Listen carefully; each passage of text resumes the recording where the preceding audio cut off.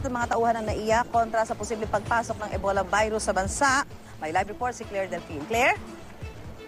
Susan, naka-alerto na ang Department of Health laban sa posibleng pagpasok ng Ebola virus sa bansa. Ayon kay Secretary Enrique Ona ng DOH, pagdating sa transmission, magkahintulad daw ang Ebola virus at MERS coronavirus.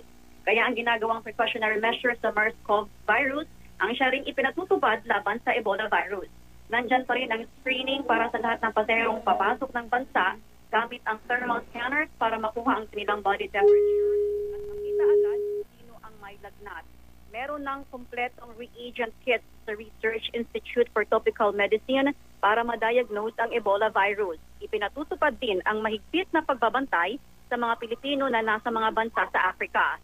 Pinapayuhan din silang iwasan ang contact sa mga hayop doon at higit sa lahat, maging malinis sa katawan. Gayunpaman, dahil malayo raw ang Africa sa Pilipinas, wala tayong dapat ikabahala. Ang DOH, mas nababahala pa raw sa dengue at leptospirosis ngayon tag-ulan na. Muling payo nila sa taumbayan, huwag magpaulan, huwag lumusong sa baha at parating linisin ang kapaligiran. Susan? Maraming salamat si Claire Delfin at